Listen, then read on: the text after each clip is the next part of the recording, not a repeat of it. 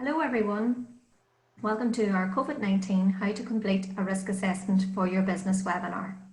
Today we are going to look at the importance of a risk assessment, how to complete a risk assessment for your business, as well as looking at an induction to COVID-19 for staff and a COVID-19 report. Our webinar today will be delivered by Mark Clifford, a health and safety expert from Safety First. If you have any further questions on any of the information discussed in today's webinar, you can contact Mark directly.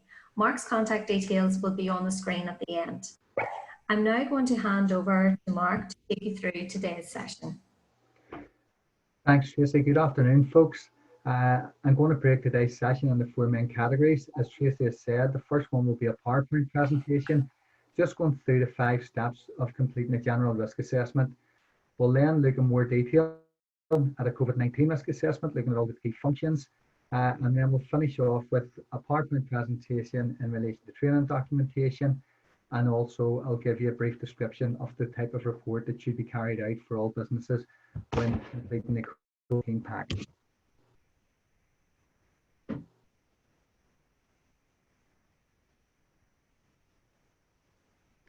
So risk assessments. How and why? Why do we complete risk assessments? So a risk assessment is a systematic evaluation of the workplace and or other activities which identify the hazards present and gives an estimate of the extent of the risks involved. What is a hazard? A hazard is anything that may cause harm. And what is a risk? A risk is the probability of that harm occurring. And your work gets out by taking the chance of exposure to the hazard and multiply it by the consequences, which is the severity. The reason we complete risk assessments is to try and ensure the safety of staff and all other persons we invite on site. But as well as that, there's also legal implications. The Management of Health and Safety at Work regulations stipulate that every employer shall make a suitable and sufficient assessment of the risk to health and safety employees to which they are exposed whilst they're at work, and the risks to the health and safety of persons not in his employment arising out of or in connection with the conduct by him of his undertaking. There's 5 main steps to completing a risk assessment. Step 1, identify the hazards. What's the key methods of identifying hazards? You could complete health and safety audits. Research is invaluable at present in relation to coronavirus when completing the coronavirus risk assessments. Consultation with other workers, and that's a key part. Consult with the workers, especially whenever you're doing general risk assessments, i.e. equipment, machinery. You can carry out those activities on a daily basis. They're going to be well versed, they're going to know the workings of the machine, and it's invaluable to get their input into any risk assessment completed. Other methods of identifying hazards include reviewing accident reports within the company, assessing government guidance relevant at the time, and also reviewing health and safety statistics. Step 2, identify who might be at harm. Who might be at risk? It could be employees, contractors, visitors, or members of the general public. When completing the COVID-19 risk assessment, don't forget vulnerable groups such as people, i.e. elderly, underlying health problems. Step 3, evaluate the risks. And risk analysis, hazards and hazardous situations are identified and the level of risk associated with each hazard is estimated. A judgment is then made as to whether the level of risk is acceptable or unacceptable, and this will include a judgment on corrective or preventative measures. Organise actions and responsibilities to reduce the hazard risks to acceptable levels, and this can be done by implementing what we call a hierarchy of control, starting off with elimination of hazard. Do I have to do this particular task or process? If it is a case that it has to be completed, then look at substitution. You may substitute materials, equipment, etc. Look at implementing physical safety guards. i.e. protective screens to combat COVID-19 where you get interaction with members of the public and customer-facing employees. Personal protective equipment also plays a part, as does safe working procedures, i.e. promote good hand hygiene, social distancing, etc. It may be one of these control measures which you implement, or it may be a combination of the above. Evaluating the risks. Assess industry standard and legal requirements. Precautions already taken. Cost. And cost plays a big part, obviously, in combating any risk, but especially COVID-19. We need to look at cost and evaluate the work involved. So as far as reasonably practical is a term that we use. Also assess numbers of people at risk, the severity of injury, the probability of the injury occurring, and also the length of exposure and the frequency of the tasks being completed. Step 4, record your findings. The elements will include a description of the area or the task, the hazards the personnel may be exposed to, and details of the personnel who may be exposed to the specific hazards. You should also include details of which hazards are significant and those which are acceptable and the reasons why. The precautions in this are to be put in place to reduce the significant hazards to acceptable levels. How the precautions are being maintained, and details of the person completing the risk assessment, as well as recording the date, location details, etc. And then finally, step 5, review the assessment also. So in summary, step 1, identify the hazards. Step 2, identify who may be at harm. Step 3, evaluate the risks and detail the control measures required to eliminate or reduce the risk to acceptable levels.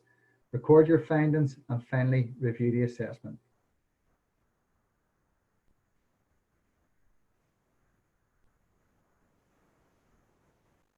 Okay, now moving on to the risk template, assessment template itself. What I've done is I've drafted a standard template, generic risk assessment, which will give you an indication of the key steps that you need to assess when completing a risk assessment within your premises. Every business sector will be different, as will all the various locations. You'll need to adapt this to be specific for your site, but this will give you an indication of the key hazards and control measures to look at. So initially, on the left-hand column, I've listed hazards. I've evaluated the risk level. I've then looked at the current control measures in place. With the current control measures in place, we've reduced the risk in many areas to a tolerable level, either medium or low. There is occasions whenever we'll also look at putting in additional control measures. So there's a column for new controls required, and also a target date against those for completion. At the very top of the risk assessment, as you can see, there's boxes there to complete the company, the operation involved, location, the risk assessment completed by. I've also got a box there for folk to put in approved by on site, because that's important as well, that you get management on site to evaluate the risk assessment and make sure it's relevant for their specific site. Got the assessment date, and also importantly a review date. Risk assessments can be reviewed on a regular basis. Standard risk assessments, quite often companies will put in a procedure to say that they're updated on an annual basis. However, with coronavirus or COVID-19 risk assessments, the information is changing weekly, and in some stages on a daily basis, or sometimes multiple times per day. So we need to review these on an ongoing basis. Even on the risk assessment itself, the hazard, for example, communications and education, that's key. We need to make sure that the staff on site have received good communication and are educated in relation to the control measures in place on site. So below that, I've got risk of infection control. And who's a risk to? It's to all persons. The risk level's high if we don't train and suitably educate our staff. So the control measures in place, educate staff via regular communication without causing panic. For example, develop and communicate a coronavirus COVID-19 management plan, which will include an induction, send emails or display posters, perform team briefs, outline the current situation and any updated government guidance, promote good hand and respiratory hygiene, promote infection control procedures. If we implement those control measures with COVID-19 induction, it brings the risk level down. However, we're also looking at additional controls to be considered. The key one, review latest government / World Health Organization guidance and update as required. And that's key. Like I said earlier, this is changing on a daily basis. Consideration should be given to displaying of posters on cough etiquette, hand and reservations, etc. Okay. Moving on down, good personal hygiene again plays a key part. The two key things which the government, the message coming through is quite clear. Good hygiene, and as well as that, social distancing. They're two of the main characteristics to try and counteract the threat from COVID-19 in the workplace. Personal hygiene, there's a risk of infection. The risk is the old persons. It's a high level of risk if we don't promote good personal hygiene. And then again, we illustrate the measures. The person should cover their mouth and nose with a tissue, not their hands when they cough or sneeze. The used tissue should then be placed in the bin immediately. Person should then wash their hands with soap and hot water for a minimum of 20 seconds. And then we use, obviously, the logo, catch it, bin it, kill it. And we go on to add other measures are in place as well. So we do. All this information is contained. Whenever we complete a risk assessment, we tend to put this information as well into the induction pack. And it's part of the employee induction for the key aspects. And certainly personal hygiene is one of the key things that we build into the induction. At the bottom of the control measures and good personal hygiene, I've also put a link for hand washing advice, and that's from the government website. So a lot of links are at the end of this risk assessment as well. That brings the level down to medium, and again, then we've put additional measures. And one of the measures is ongoing monitoring by management. So ensure you've got management monitoring. COVID compliance officer, good idea, on site to make sure there's someone attributed with responsibility to ensure that they monitor compliance on site on an ongoing basis. Moving on down the risk assessment then, staff member with symptoms / close contact with persons with symptoms. And again, built into the risk assessment, we've highlighted what the dangers are there. The hazard could be risk of flu-like symptoms, pneumonia, breathing difficulties, death. And the risk is again the old persons. It's a high level of risk, and we've put control measures in place in accordance with government guidance and all the advice which we're all very aware of at the minute about self-isolation. If you come into contact with folk who've got possible COVID-19 symptoms, or likewise if you develop any yourselves. So that's all built into the control measures are. In addition to that, consideration has to be given to what happens if someone contracts the conditions whilst on site and they only develop during shift. And again, then there's measures in place to ensure that you suitably isolate that person, assess whether they're fit to return home, and then there's a response plan needs drafted in relation to what measures you take within the company to ensure you get the person home safely, and as well as that without them transmitting the disease to other persons on a journey home. Again, moving on down the risk assessment here, the next section which we've included is persons returning from travel in high risk areas. Obviously there's no travel at the minute, very little travel, and that's essential, and that's a key thing. As we go forward with this, as if already COVID-19 may be here for quite a while, possibly even 18 months to 2 years, until we hopefully get some vaccination program in place. So in the interim, inevitably, there will be occasions when companies will need their staff to travel. So again, we've illustrated the key control measures. Employees must follow government advice if they've returned from travel to any high-risk areas as defined by the government. This advice includes the requirements for the individual's self-quarantine if they have returned from a high-risk area within the last 14 days, even if they do not have any of the symptoms. The individual should liaise with a GP, call the government line to notify them of their travel, current status, and to receive further advice. And again, the caveat to that is in the new controls required, it's reviewing government advice on an ongoing basis to see if they make any modifications to the current advice. Limit work trips and no travel to high-risk areas is another control in place as well, all to do with the travelling. And then as we move on down the risk assessment, also look at high-risk groups. And it's the folk who receive either shielding letters or the folk who have got underlying health problems. Consideration must be given to allowing high-risk individuals to work from home, particularly if there are coronavirus cases confirmed near the workplace. The company will receive a situation regarding localised cases on an ongoing basis, ensure good communication with all high-risk individuals. So it's assessing the individuals on an individual basis, doing a specific risk assessment, and the categories could be elderly, pregnant women, pre-existing medical conditions. Additional control measures is review of government guidance, and also persons within high-risk categories, including those over the age of 70, have at the minute been advised to self-isolate for a period of 12 weeks starting from 20th of March 2020, and that advice is still ongoing. Internal cleaning, again, plays a key role. So it doesn't combat in COVID-19. The risk is risk of infection. Risk is, again, the all persons, high level of risk. The current control measures, a cleaning regime is in place within the company with dedicated cleaning personnel in place to ensure the workplace, including welfare facilities, are serviced and suitably cleaned on a regular basis. Staff are encouraged to disinfect their workstations during the day, particularly after eating and returning from the toilet. Cleaning products have been provided for staff to assist with the cleaning of vehicles and equipment, including hand sanitizers and wipes, etc.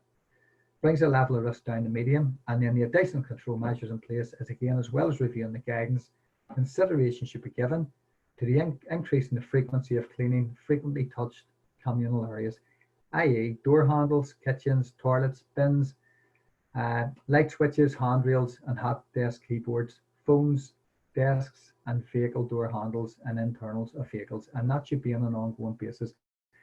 You need to clean these regularly, and that could be dependent on the business sector. It could be every 30 minutes, every hour, or at least, the guidance says, at least 2 times per day.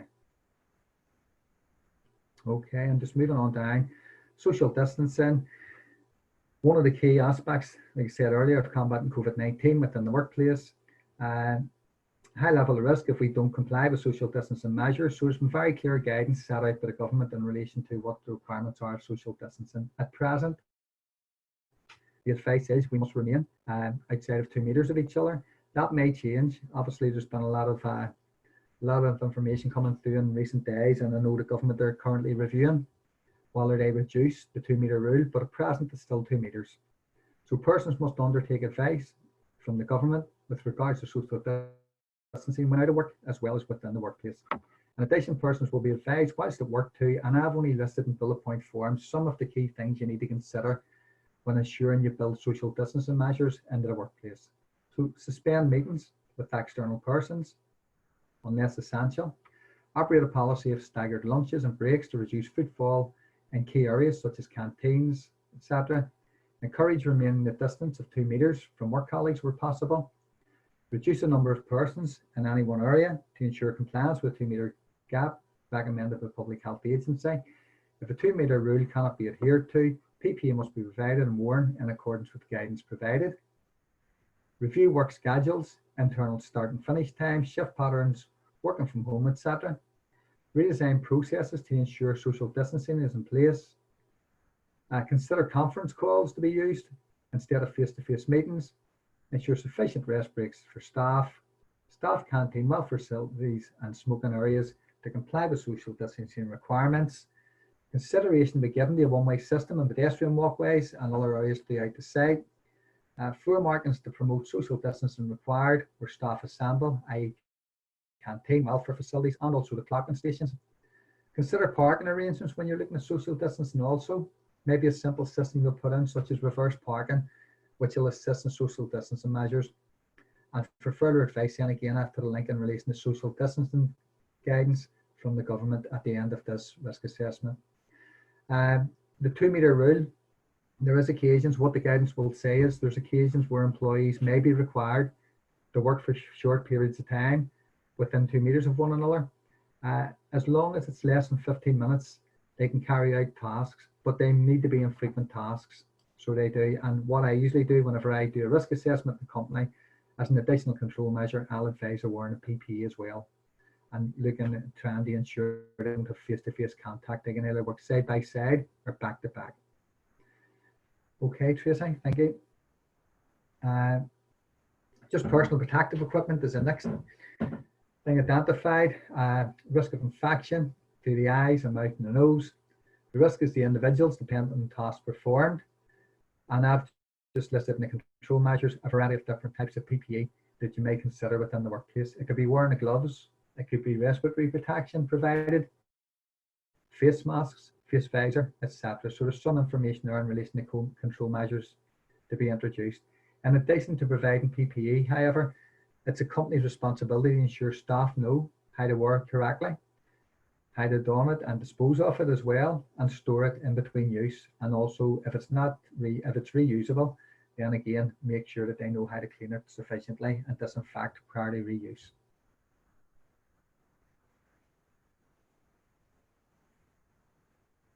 Drivers, again, consideration needs to be given to drivers, both internal and external drivers. So it may be that it's our own drivers within the specific company. Risk of increased exposure, infection control. It's a high level of risk. The control measure in place is procedures in place for drivers to ensure adequate welfare facilities available during their work. And then there's a link to further advice in that measure in relation to welfare facilities for driving operatives. Persons should not share vehicles or cabs where suitable distancing cannot be adhered to. Hand washing sanitizer gel must be provided and available to drivers. Drivers must ensure they comply with a good personal hygiene guidance at all times, and drivers must ensure vehicles are suitably cleaned in accordance with the method statements provided. Additional control measures to consider. Drivers must comply with specific coronavirus procedures for each site and communicate with companies we deliver to, from, to ensure welfare facilities will be available for our drivers, allowing delivery drivers adequate breaks to avail of proper welfare facilities. In addition to our drivers then, you will quite often get deliveries as well, so consideration needs to be given to how you control deliveries coming in. If it's a case where you get deliveries such as off lorries or 40-foot trailers, at that stage there needs to be a procedure introduced to ensure that social distancing is adhered to. You're looking for paperless transactions, the driver to get his load ready for loading, stroke offloading. He then gets back into his cab, remains within the vehicle. The loading operative either loads or unloads the vehicle, and at that stage then communicates with the driver with social distancing measures in place, who then gets out of the cab and makes his load ready for transportation.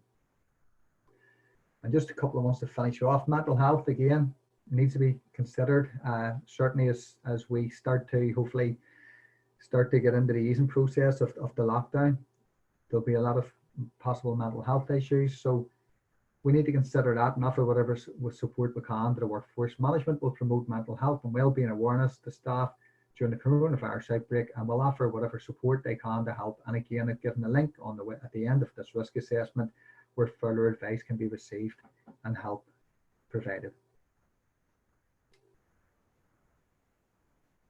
And then the skincare. The reason why I've put the skincare was put into the risk assessment for COVID-19 is because most of us are washing our hands more thoroughly now than what we probably did previously. It's on an ongoing basis. We're using hand gel, hand sanitizers, etc. as well.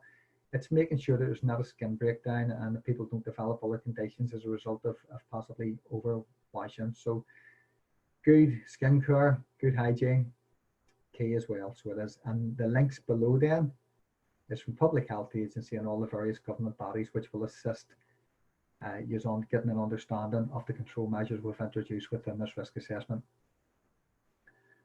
Okay, Tracy. Going to move on to the training documentation now. So I mentioned, just touching this very, very briefly, so well, I won't go into a lot of detail, but COVID-19 induction, again, it's a requirement for all employers that whenever they bring the staff back on site, you must ensure that you suitably induct them in relation to the measures you've introduced to combat COVID-19 within the workplace, and also the visitors, contractors you bring on site. So our approach, I tend to work off a 3-step approach: system monitoring, workplace hygiene, and social distancing measures. Again, as we just click through this, risk assessment, we explain to staff there's been a risk assessment completed, and we take the staff through as well at the induction stage the findings within the risk assessment relevant for our site.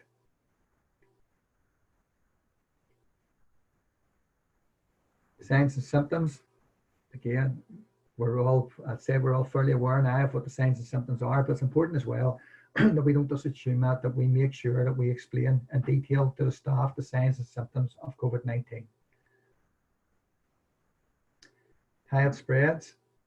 So again, sliding that. And also stay at home if, and the following reasons for why you must stay at home. Moving on then, there's vulnerable groups. So we define between the various categories. So there's the clinically extremely vulnerable, and these are the folk who have received shielding letters. And there's also then clinically vulnerable, and these are the folk who maybe have underlying health conditions but have not received a shielding letter, such as diabetes, hypertension, etc. Traveling to work, again, some good guidance there at the induction stage in relation to the expectations for folk using public transport and their own transport, etc., etc. Work area hygiene, looking at the cleaning regime within the company at the time, requirements for staff in relation to work area hygiene, contractors, what the responsibilities are for contractors also who come on the site, and then waste disposal.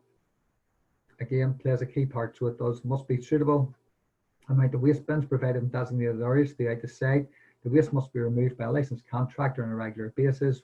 Food waste must be placed in bins with immediate effect, and disused PPE, which is used to combat COVID-19, must be double bagged prior to being placed in waste.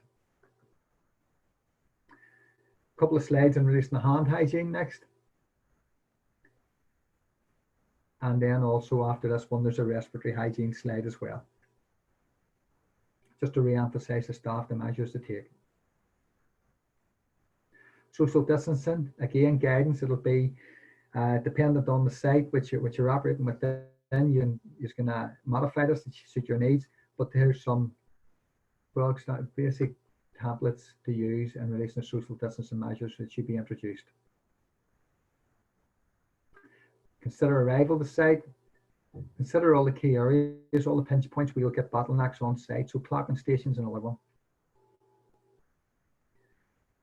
Other areas could be office and meeting rooms, corridors and stairs. So you may consider one-way systems. And look at the possibility of introducing physical barriers, i.e. physical screens will be erected as an additional control measure, most notably in areas where staff may have to liaise with visitors, contractors and customers coming on site. Also consider workplace movements, look at introducing one-way systems. Staff must not move between departments unless absolutely necessary. So you're trying to ensure that when staff arrive within the workplace to carry out their task, and they're limited to the area as far as is reasonably practical. And then when you're looking at social distancing measures, consideration needs to also be given to the use of the lifts. Emergency procedures, again, quite often we go into sites, there's quite a lot of good social distancing ideas, but consideration hasn't been given, or it certainly hasn't been identified, social distancing when it comes to emergency procedures such as first aid and also emergency evacuation. In the event of an emergency evacuation, fire alarm sounds, for example, social distance measures don't apply. Staff are advised to get off site via the nearest exit as soon as possible and make their way to the assembly point. At that stage, when they arrive at the assembly point, the 2 meter social distancing can once again apply because they're in a safe area at that stage. PPE, again, you might use 1 or 2 items of PPE, maybe a combination of different items of PPE for the various tasks on site, and that'll all be developed through the risk assessment which you complete. Consider kitchens and canteens. Again, that's always a bottleneck in larger sites. Access to these areas controlled and remote social distancing with breaks staggered and seating arrangements amended. Bring your own prepared meals, stay on site and avoid using local shops where possible. Do not share food. Bring your own refillable water bottle from home. Covered containers are more hygienic. And then we go on to other measures and other advice there within that particular slide. Toilets, again, needs to be social distancing measures introduced in relation to toilets. Limited persons can use the toilets at any one time. Wash your sanitized hands before and once again after using the toilet facilities. And consideration on sites must be given to the allocation of toilet facilities for visitors and also contractors. My advice would be allocate a guest toilet. And the reason for that is in the event of someone who's a contractor arriving on site, carrying out work on site, and then maybe a couple of days later notifying you that they have symptoms or a confirmed case of COVID-19, then once again, it's easier for you to trace the steps and sanitize as required. Visitors. Only essential visitors are allowed on site and must have approval from management prior to coming on site. An essential visitor is anyone required to keep the business operating, i.e. someone coming on site to carry out repairs.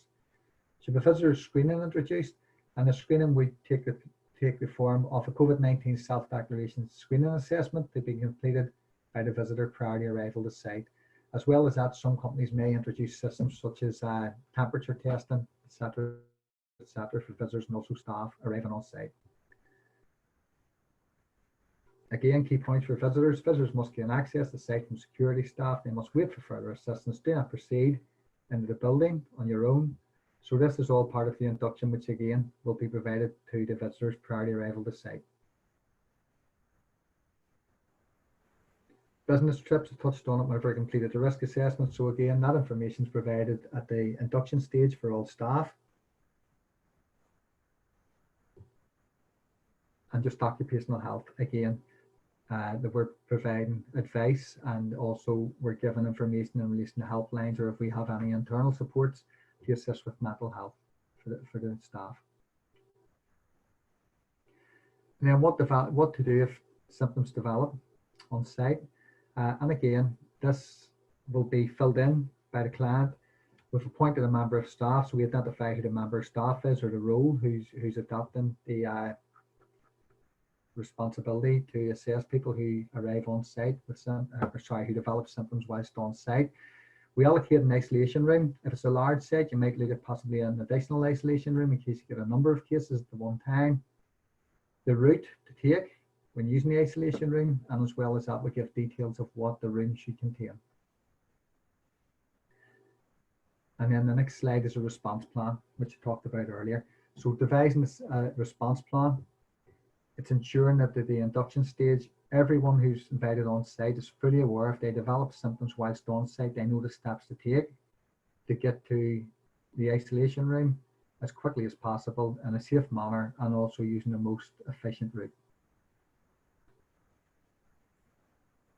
And then prior to returning to work, staff members must complete a COVID-19 induction, COVID-19 self-declaration screening assessment. On arrival to the site daily, must wash your hands in accordance with training received.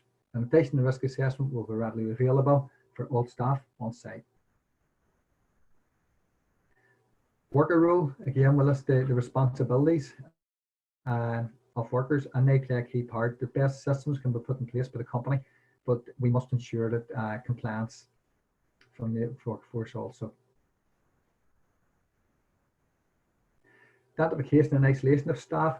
Quite often what you find, we're talking about these bubbles where we're allowed to meet with folk at the minute in public. Same should apply in the workplace, and the reason for that is you want to try and ensure that as little people work alongside each other. So if someone does contract COVID-19, then again, once you do the trace and tracking, you're not losing a lot of your workforce. So it's trying to keep the same folk in the same shifts and in the same teams within that shift. So as in the event of a positive case of COVID-19 or someone developing symptoms, you're losing only partially your workforce, 3R, who have to self-isolate. And then just a quiz at the end to ensure that people have taken part within the PowerPoint and also understand it. That applies to employees and also contractors. Contractors complete as well as staff the acknowledgement form, which is at the end of the PowerPoint then as well. So they do.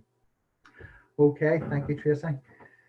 And that's just some questions in relation to the quiz, and then that's my contact details if anyone needs them at the end of this session for further advice. Just finally, Tracy, will we click through very quickly the report? So whenever we go on to sites, we'll always do the gap analysis at the outset. So you're looking for observations, you're assessing entrance to site. So who arrives on site? Generally what you find in most sites, they can be categorized as staff, contractors, delivery drivers, and or customers. So it's assessing how everyone is monitored prior to arriving on site. And and trying to ensure it was suitably controlled. All the folk who go on and they're suitably monitored and assessed. So that may different forms. It may be a questionnaire, it could be a self-declaration form. Some companies introduce temperature monitoring. That's mandatory in the south of Ireland. It's not mandatory in the north at present, but some people put it in as an additional control measure. So we're looking at entrance to site, and within this report then we detail, for example, delivery drivers are mentions.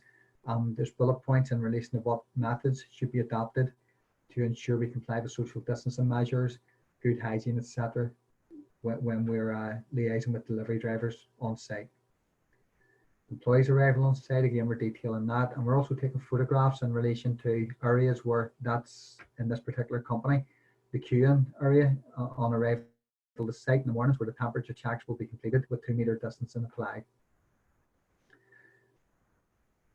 We mentioned what steps should be taken when they're clocking in, when folk are clocking in. And then we're promoting the whole way through this, good hygiene, good hand washing throughout this report. Then we assess production and administrative areas. We look at some key points of it prior to commencing work. What action should be taken by staff members?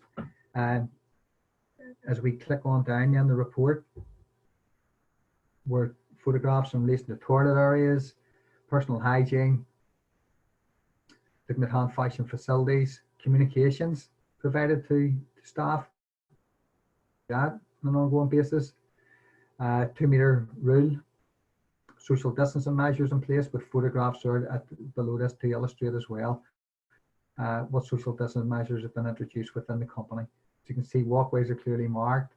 Offices, there's signs going into the offices to advise people that can allowed in, and also there's one-way systems throughout the site.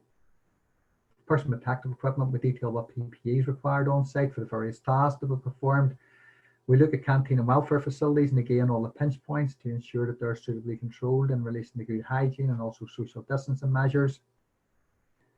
And then as we click on down, just some photographs again to illustrate the measures taken.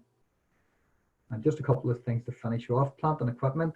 Ideally, you don't want staff to share tools and equipment, but inevitably in workplaces there will be some of plant and equipment where folk will be multi-use. So at that stage, it's ensuring staff are suitably trained in relation to measures to adapt, i.e.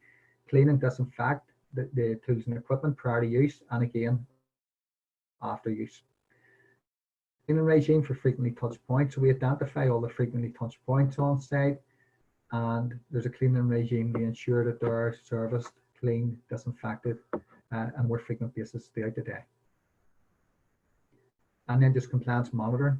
I think that's really important. So it is as well. It's okay putting all these measures in place to have to be adhered to on site, and they're there in the interest of everyone. They're there to protect everyone against COVID-19. So good monitoring, good compliance. It's important we get buy-in from everyone within the workplace.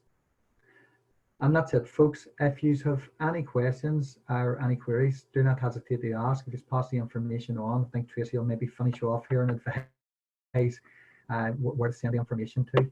Okay, thank you very much. Okay, thank you, Mark, and thank you everyone as well for joining us. I am just going to leave Mark's contact details on the screen here for anybody else who has maybe any specific queries on completing a risk assessment for your business. So please contact Mark directly. Thanks very much now. Bye-bye.